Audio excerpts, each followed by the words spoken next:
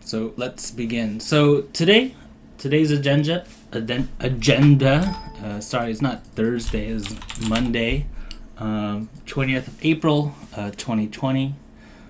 Today, we will be able to predict and draw the 3D shape of a molecule using Lewis structures and this thing called Vesper theory. So before spring break, we had a lesson on being able to draw the 2D shape of molecules using Lewis structures, and now we're going to use those 2D Lewis structures to be able to predict and draw what they look like in 3D. Okay, so for today, we're gonna do a starter, some 2 examples. I want to do some announcements and catching up because it's been a week since I've been able to, interact with you all. And then we'll move forward to today's lesson, which is molecular geometry. We're going to do a 3D simulation on online, and then we will do some quick notes and just dive right into the practice. And then for the assignment for molecular geometry, there's a worksheet that's already posted on Google Classroom. Okay, so let us move forward. Our starter for today is to draw the Lewis structure for these 2 molecules. The first one is called SF2, so sulfur difluoride. And then B, we have POCl3, and make sure that that Cl is not a combination of carbon and iodine, it's chlorine. So P, O, and then 3 chlorine atoms, right?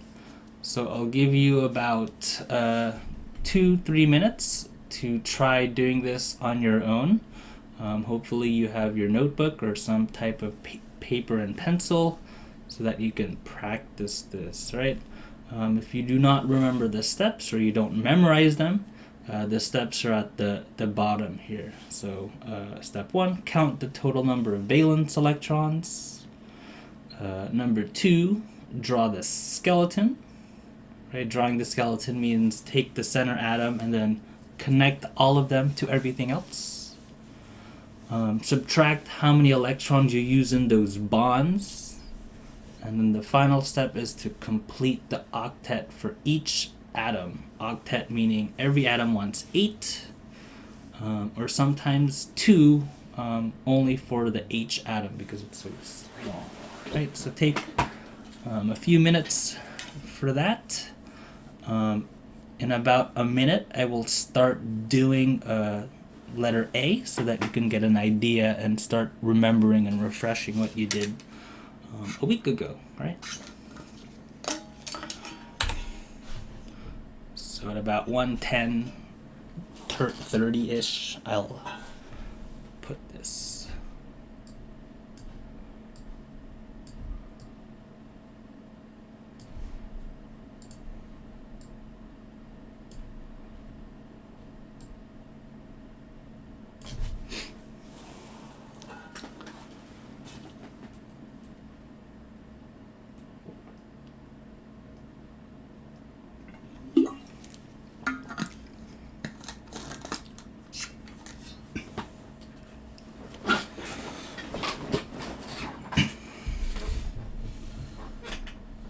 So I'll start doing the first one, and hopefully by seeing how I do it, you'll be reminded how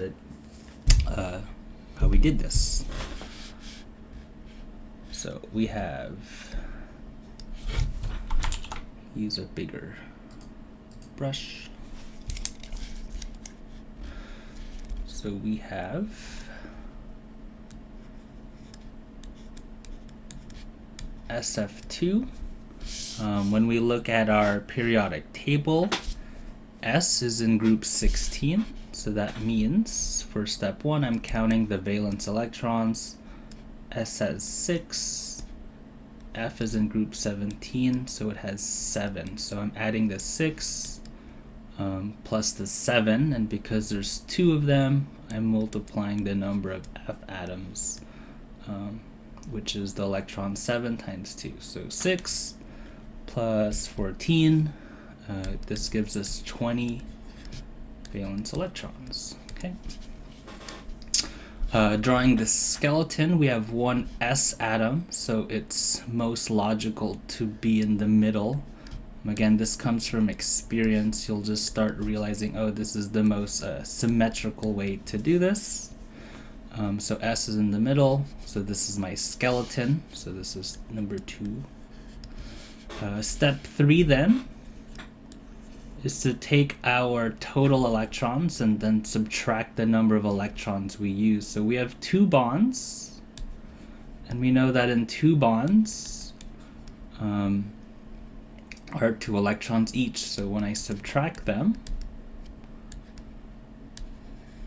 so I'm going to subtract 20 minus 4.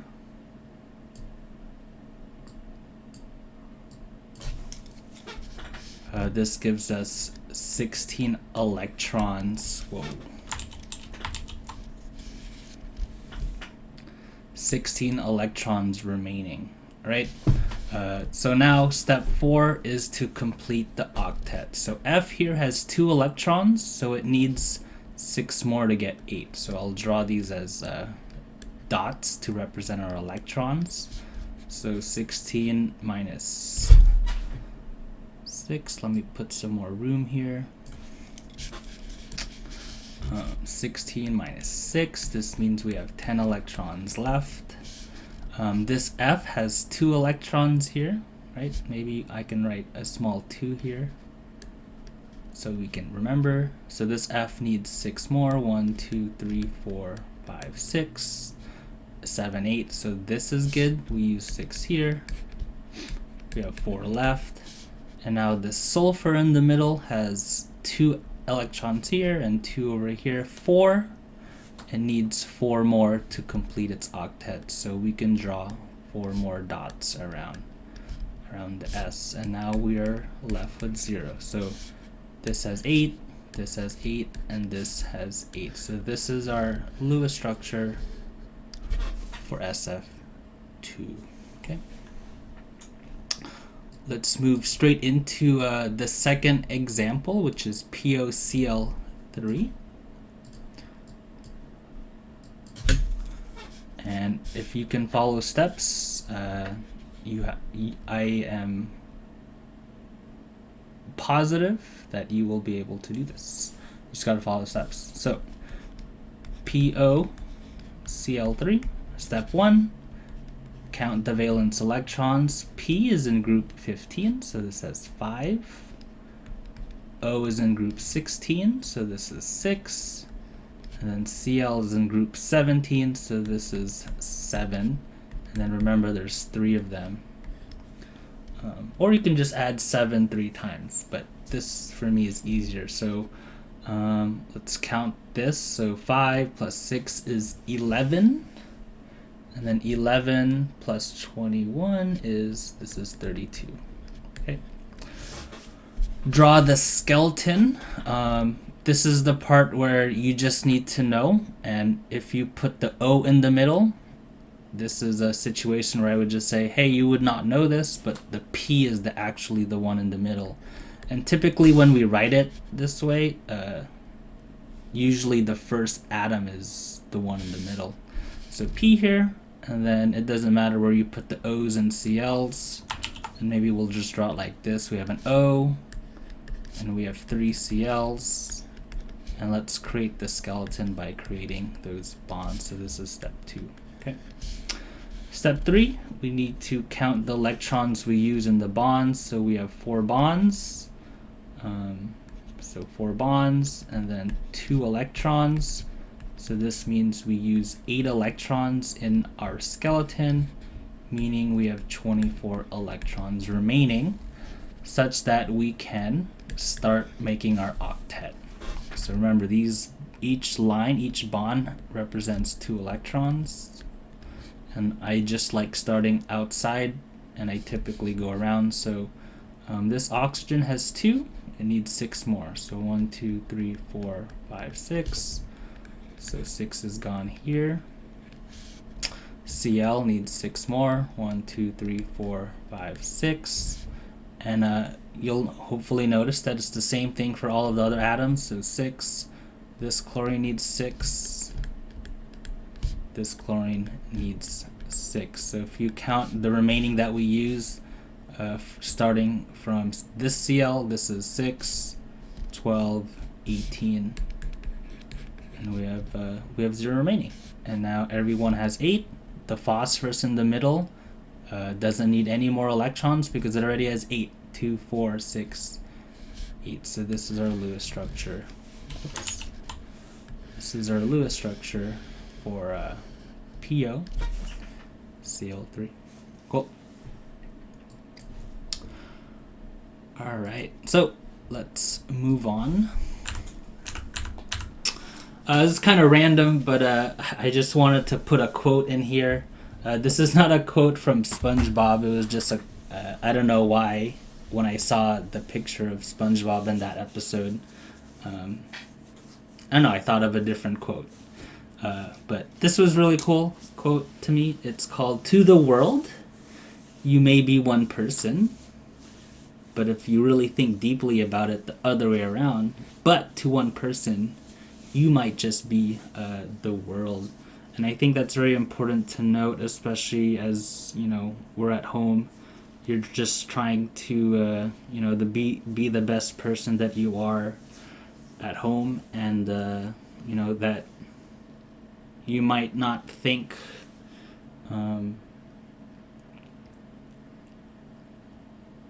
you never know how people view you, and you never know. Maybe people look up to you all the time, especially when you look up to other people as well. Okay. For our announcements and catch up, if you'd like to, I would personally want you to unmute your mic and be able to share, a meal that you really enjoyed this week. Or if not, and you don't want to use your voice, if you can just write in our general chemistry discussion, if you can just write a comment for this week. So this is our weekly check-in. Wait, Juan, if you can wait. Week of April 20. My question is, let's say best meal you had this last week. All right. So just if you can say it or write it, that would be great. I'll give you guys about a minute, guys and gals. I had a burrito. A burrito? Nice. What was in it? Beans. Beans, alright. I had chilaquiles. Say that again? Chilaquiles. What is that? I'm not too familiar. It's like a Mexican breakfast thingy. Okay, cool. Is it like sweet or is it like savory? Nah, it's like spicy. Spicy? Still more spicy. Alright, cool. Anyone else? You still have some? I had enchiladas. Enchilada? Yeah. Nice. Jocelyn, do you still have some? No. Damn, okay. Very cool. Maybe last 20 seconds. It says we have Juan. He made a hamburger. It's very interesting because I also made a hamburger last Friday. Everything's from scratch. I tried to make bread. I learned that I didn't cook it long enough, so I was eating raw dough, which makes sense because I thought it tasted really bad. Xander says spicy ramen, popcorn chicken. Ooh, that sounds really good. I kind of made popcorn chicken as well 2 weeks ago, but it was with pork. And then, let's see, what does Xander say? We have good steak, and then Peter had spicy cookies. Alright, cool. Nice. Thank you for sharing. So, let's move on today. Molecular geometry. Again, this unit is one of my favorites, but I feel like I always say that because, hey, I'm a chemistry nerd. But I think this one is one of my favorites for my students, especially because we learn all throughout the year about these chemicals, but we never really look at what they might look like in real life. So today, we're going to finish off how molecule shapes look like. A week ago, we learned about what they look like in 2D space. When we draw them, they're flat. So how do molecules arrange themselves in 3D space? And I say this question because hopefully as we go along today, you'll realize, molecules are really no different than how we are. And, my goal as a teacher is always to try to make things relatable so that you can understand these shapes. And you will realize that this is easy. I always try to say that this is easy, this is straightforward, okay? So let's look at a familiar compound, caffeine. Maybe some of you have been taking caffeine in many different forms these last few weeks, or maybe you've always have. So caffeine, you can get this in coffee, you can get this in energy drinks, soda, but at the top right I just have a small cup of Joe, a cup of coffee, caffeine, okay? Just like any other molecule, caffeine is a compound that has, the atoms. So on the left here, yes, it's more complicated than I would give you, but you could actually figure out its Lewis structure. So notice on the left here is the Lewis structure of the atoms. There's a little bit more things that you haven't learned about that's in this molecule, but at every point that it's bent, maybe in math you think about this as a vertex, is actually a carbon, and chemists typically do not like drawing carbons because it's kind of everywhere.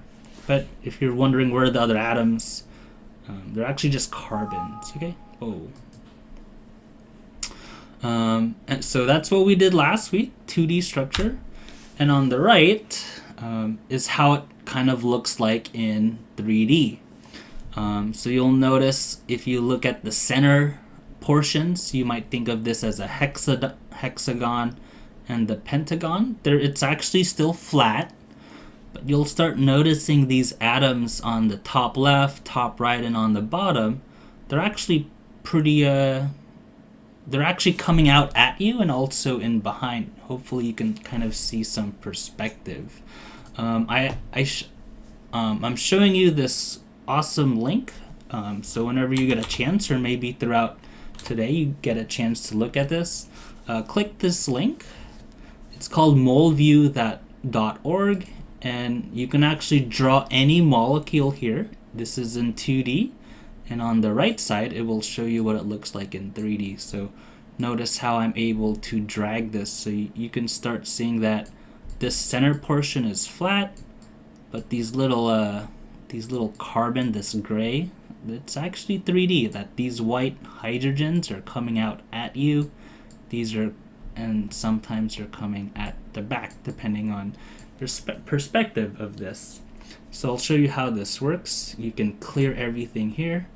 A classic molecule is water, H2O. So here's O. You can use these to create bonds, and you put H's over here. At the top middle, there's a thing called clean the structure. So you click it. So this is our Lewis structure. And what I haven't really told you last week is I didn't really tell you how to angle these lines. I'm just telling you to do it. But the reason chemists actually draw Lewis structures where they're bent is because when you click 2D to 3D, it actually looks bent in real life, if we were able to have a microscope that that powerful. So notice how this oxygen is in the center, and then these H atoms are being bent. So it's not a straight line, it's bent. And we're going to learn in the next few minutes why it looks like this and not, a straight line, which you might think of, okay? So that's a cool tool for you to use whenever you have free time. Or maybe it's a good way to check, did I draw my Lewis structure correctly?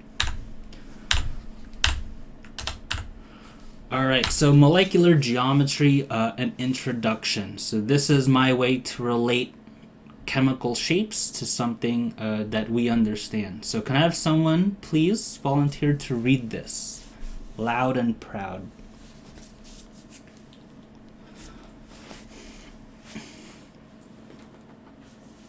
We each have our own personal space, a physical area around us where we can feel uncomfortable if people enter that invisible area.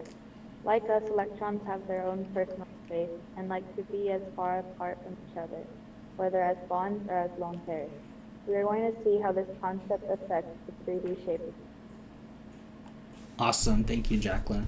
So when I typically do this in the classroom, I kind of find a random student and I tell them, and someone says this out. We each have our own personal space, and I demonstrate, especially if you're not really sure what that is, and I tell a student, hey, I'm going to get closer to you, and then tell me when you feel awkward or uncomfortable. And they usually say, what is this? Stop. Hey, you're really close to me. You're in my personal space. And you don't realize you have this, or maybe you do, but there is this area where you're just like, you're too close to me, and I need you to go further apart. And that's not being rude or not, it's just, hey, I don't want you to be that close to me. And that idea is actually the same idea that happens with molecules, and we're going to see how this affects their shape. All right, so keep that idea of personal space. They want to be as far apart as possible. Okay, so we have a simulation. It's called, everything's on PhET. We've been using this throughout the year. So if you have a chance, please click on that. Okay, I have this already. So here's the model. All right, I'm going to clear everything. I'm going to open this up so we can start seeing the names. Actually, I don't want you to see the name, but this little, I think this is pink or purple. Correct me if I'm wrong. I'll say purple. This is our center atom, and I can add different atoms to it just by clicking it. All right, so notice how I added,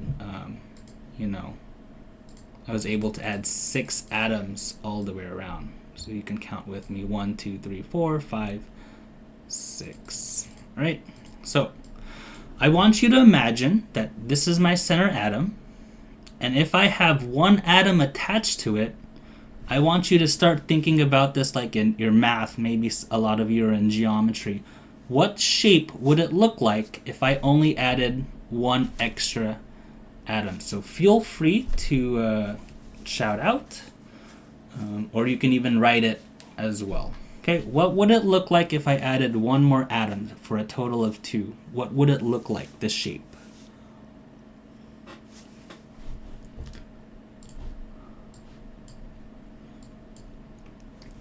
Can I have someone volunteer? Grape. Grape. Like a what? Like a grape. A grape? Like a strands of grape. I'm thinking about like the whole total shape. So if we look at one atom, you see how it looks like a sphere? So if I added and attached one more atom, which I will, what would that whole shape look like?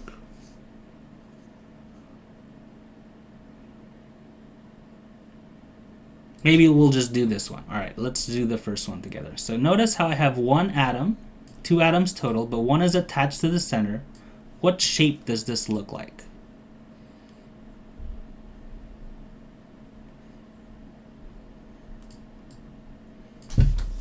Come on, someone. What shape would this look like?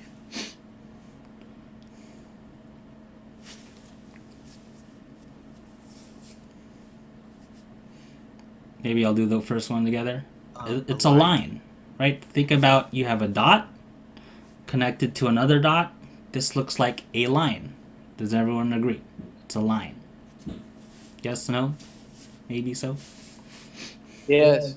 Okay, it's a line. And when I click this electron geometry, we call this a linear molecule. Why? Because it's a line. Okay. I'm going to add one more atom. So now 2 atoms are surrounding the one in the center. And then imagine each atom or electrons want to have their own personal space, and they want to be as far apart as possible. If I add this second atom, what shape would it look like? I want you to imagine it. What shape would it look like?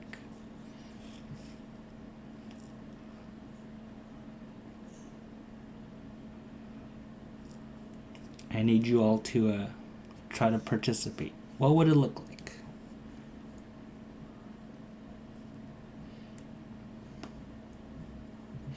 A right angle? It A can, triangle? but I want it to be as far apart as possible if I add this extra line to it. This Oh, extra obtuse atom. angle. Hmm? An obtuse angle. Obtuse? As far apart as possible. Just another line. Just It's line. actually another line, right? So some of you said we started off saying a right angle, right? I could try to force it, but again, they're in their own personal space. So the moment this tries to get closer to the other atom, notice how it just goes further away. It's like, no, get out of my space. So it's actually very hard to make a right angle. I can maybe do it for like a second, but then the moment it does that, it goes away.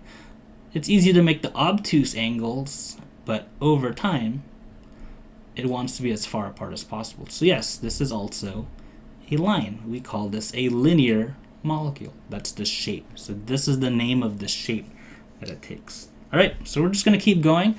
Let's say I add another atom. What would this shape look like? I want you to imagine, what would it look like?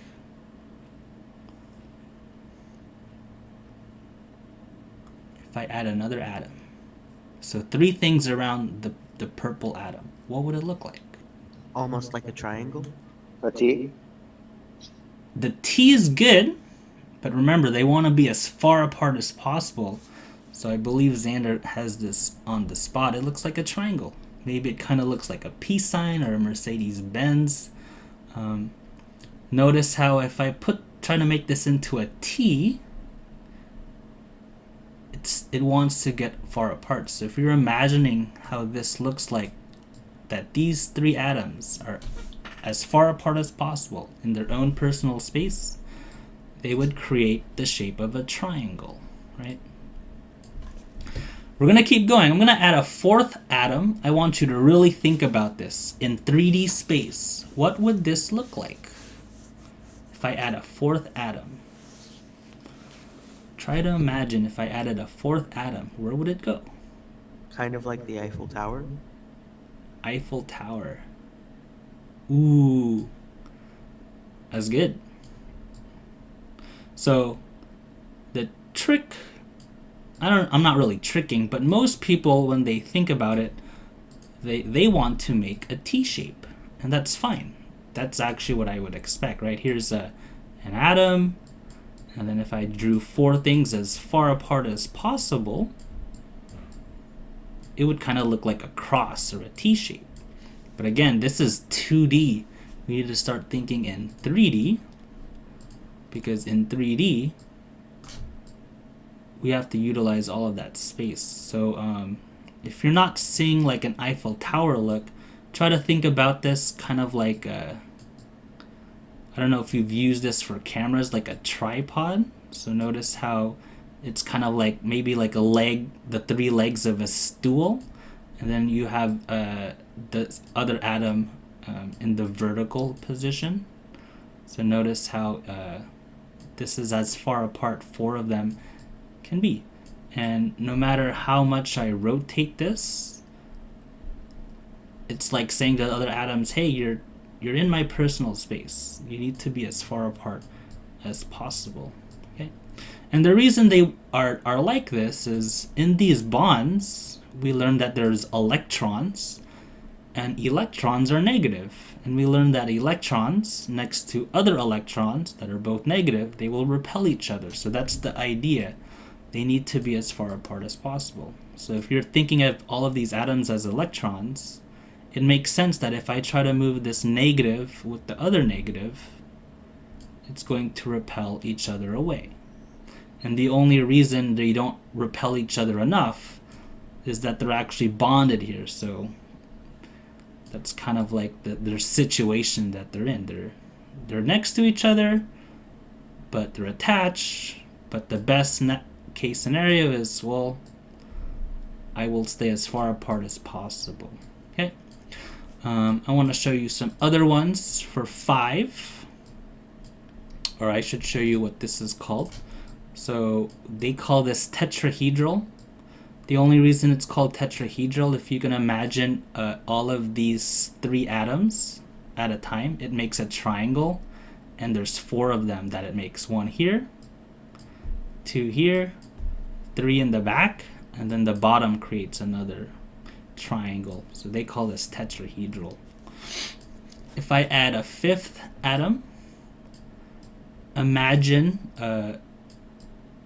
it's hard to see here, but 3 of them are vertical, up and down.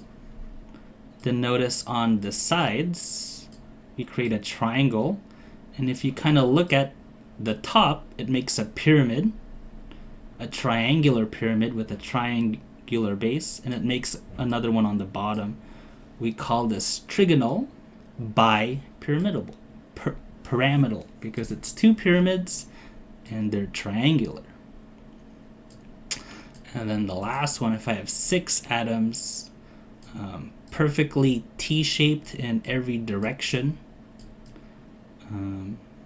this is called octahedral. Octahedral because if you're looking at 3 atoms at a time, it makes a triangle. So 1 here, 2, 3 in the back, 4 in the back left, and then again the same thing on the bottom. So 8 sides if you were to create a kind of like a 3D shape out of it. Okay. We're going to start using these lone pairs because some of our molecules also have lone pairs. So let's look at water. Water is not bent, or sorry, water is not a straight line, but rather it looks bent. And the reason water looks bent is because water actually has these lone pairs on it. We're gonna see this later when we draw its Lewis structure. There's these lone pairs that kind of force these atoms to be bent. So hopefully if you see something as bent, that means that there's these lone pairs forcing it to be in a different direction. Okay. Let's see some other shapes. Let's say you have 3 things attached to it. Or let's say, sorry, let's go back to this tetrahedral. And let's say I replace one of them with a lone pair. If you notice, these electrons are very small, so it's kind of like we don't see it. But if you focus on the purple and white atoms, it will look like a pyramid, right? A triangular pyramid. Okay, so this is our intro. I know we did a lot, but it's our intro.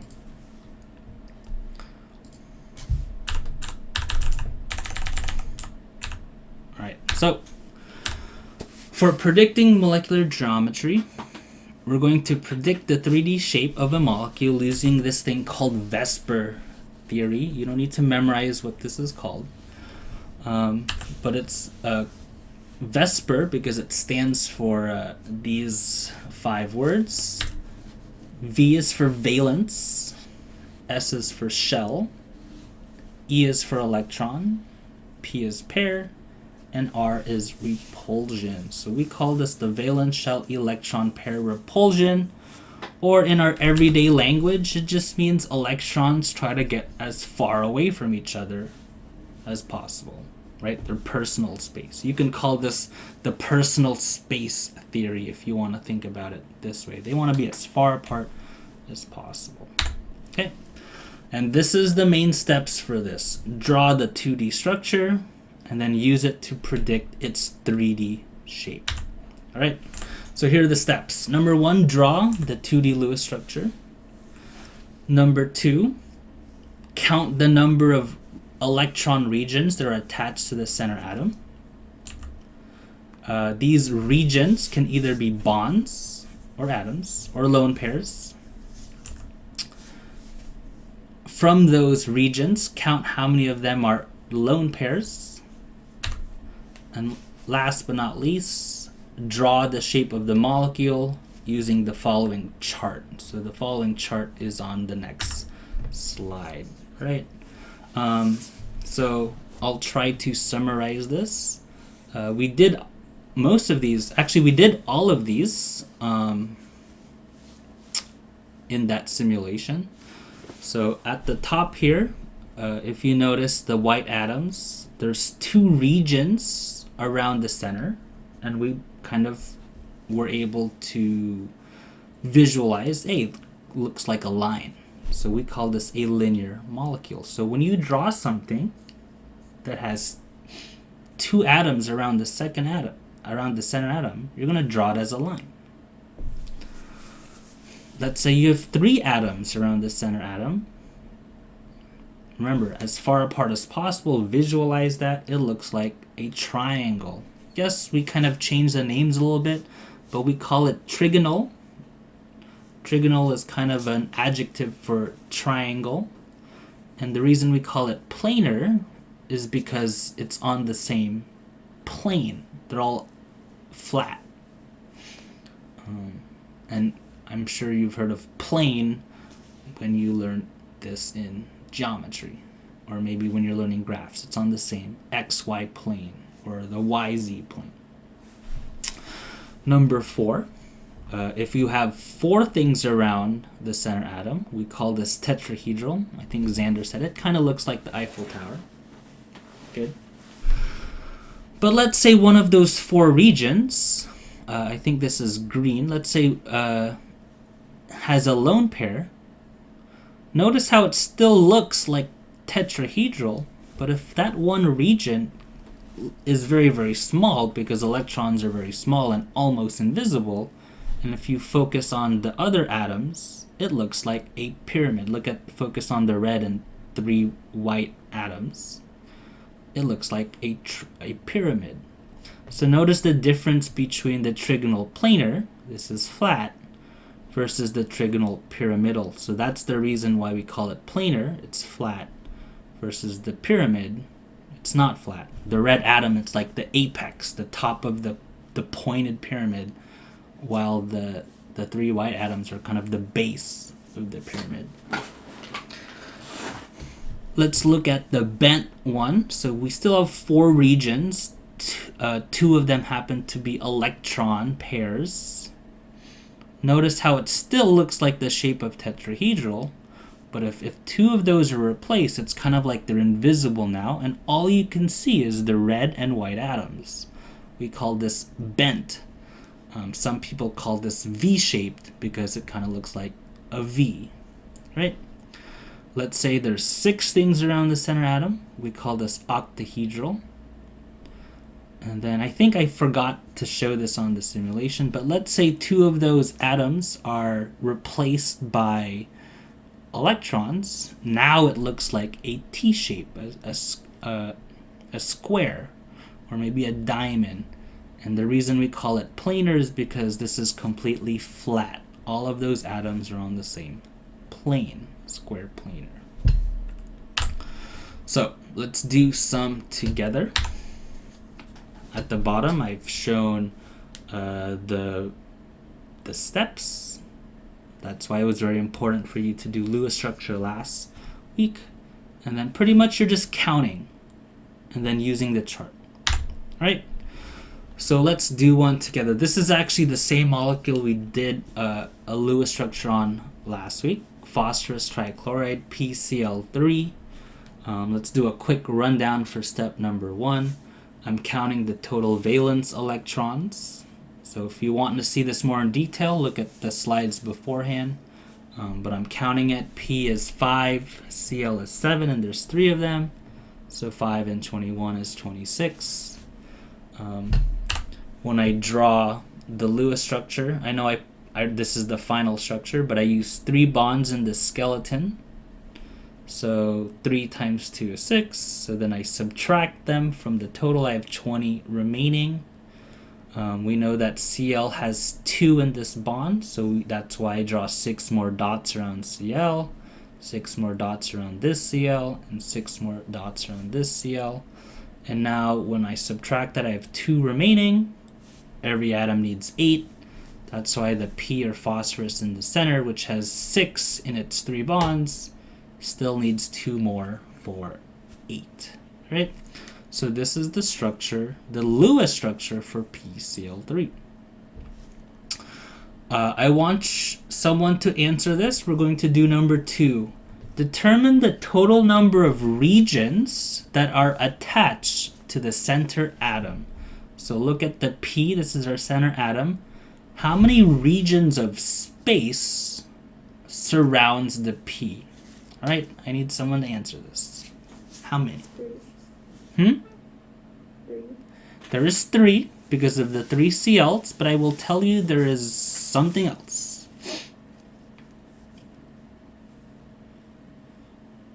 There is something else around the P besides the 3 Cls.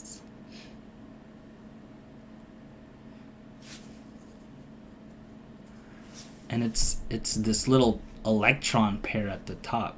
So each Cl is 1, 2, 3, and then there's another region of space that is occupied by these electrons. So that's 4 regions of space. 4. Okay.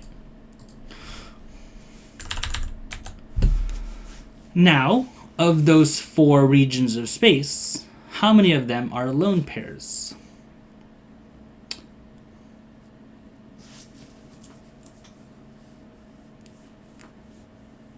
Just 1. Just the 1, right? Cool. Let me color code this. And now it's just a matter of looking at the chart. Well, I look at the chart. There are 4 regions. One of them is a lone pair. That means this is going to take up this trigonal pyramidal shape. So yes, you draw this in 3D. It kind of looks like a T, but if you were to draw this more 3D like, notice how the P is kind of at the top of the pyramid, and then I think these are green. The 3 green for the Cls are kind of the base of the pyramid, and it's trigonal, triangular, so this is trigonal pyramidal. Or if you want to redraw this again, you can still use the lines, but notice they kind of make this darker to show that it's coming out at me, and then they kind of show this lighter to show, oh, this is kind of in the back.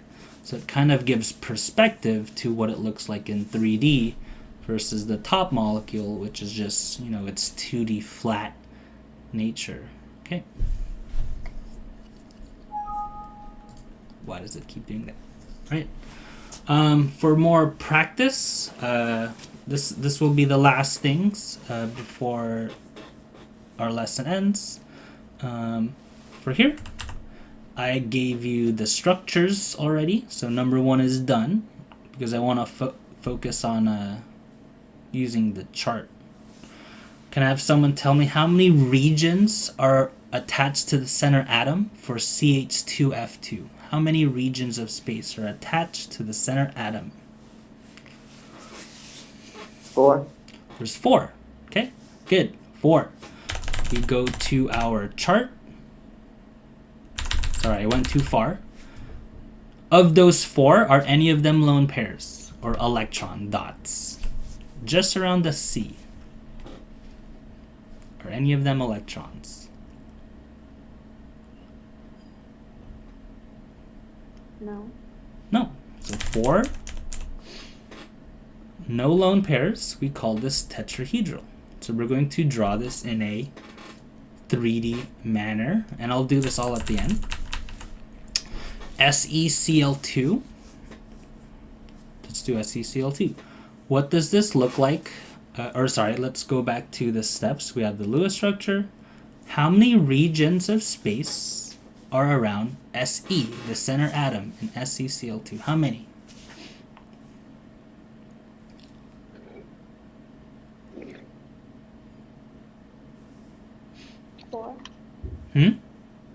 Four. 4, right? 2 Cl's in those bonds, and then we have a space above with those electron pairs, those 2 dots. That's a third one, and then there's a fourth one below the Se. So those are 4 regions of space. 2 of those regions are electron pairs, so they will kind of look invisible. So we go back to this chart. 4 of them, 4 regions, but 2 of them are lone pairs. So this will actually look bent.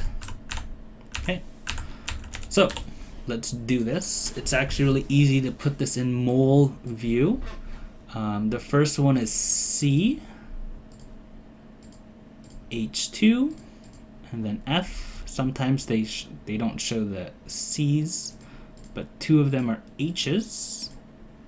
Here are the F's. Notice how it looks flat. Again, this tool is really nice because if you do the clean structure, it actually it actually makes it look bent already. Again, for some reason, chemists don't like showing the carbons and hydrogens. So there's a carbon here. There's actually 2 H's here as well. But if you click the 2D to the 3D, now you can really see the carbon in the center, and the white ones are hydrogen, and I believe these green ones. So notice it doesn't look like a T shape or a plus sign. We have a 3D region, and it looks tetrahedral. So it kind of looks like the pyramid, and then there's like another thing coming out at the top. So let me try to take a good angle at this so I can take a picture.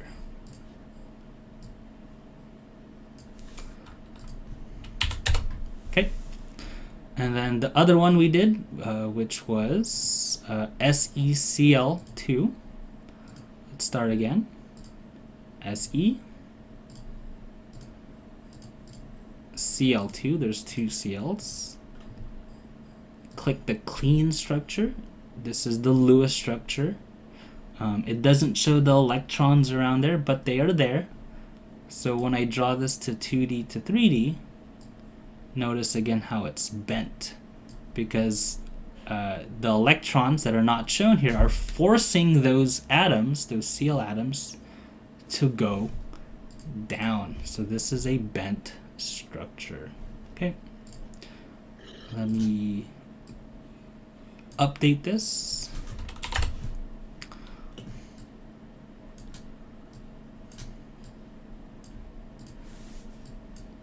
So this is what it looks like in 3D. Okay, that's pretty much it for today.